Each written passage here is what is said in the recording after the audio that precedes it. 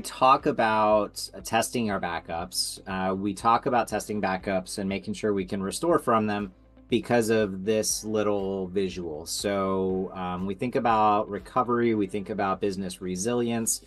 We talk about that in terms of RPO, so the recovery point objective, and RTO, the recovery time objective. And what that spectrum is the RPO is how much data loss you're comfortable with. So in other words, is nightly backup sufficient? Are weekly backups sufficient? Do you need backups running multiple times a day? So that's what we're talking about from recovery point objective perspective.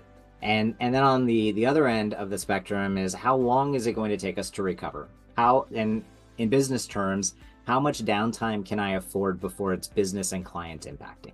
And I had an incident with one of my clients. It wasn't my fault, but they had ransomware. They got hit with ransomware, and it was because of somebody clicked something in an email.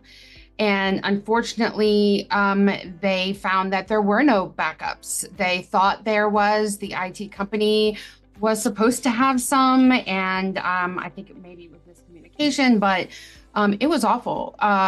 We had to start from scratch. And not long after that, they had a natural disaster in their area. And one of the main things that was in those files was insurance information on all the rental homes that was owned by one of the companies. So we had to start from scratch to rebuild all of that stuff, and we couldn't communicate with each other because the towers were down. It was just terrible. So we didn't have a recovery point. We had to start from scratch, and it was awful. It was terrible. And going through that experience with them really opened my eyes. And it's really informed the discussions I have with my clients now, because I think about, okay, I see how they're handling their data, even just a retail store. How would they be able to react if something like that happened? So yeah, it was devastating. Dina, that's funny that you bring that up. Sam and I were just talking about this last week at ZeroCon. Most of our accountants are starting to get asked more and more by their clients of what they need to do. They're starting to look at you guys as more just their accounting advisors. They're coming to you for like their IT questions too. It's very interesting that they came to you for that. Mm-hmm.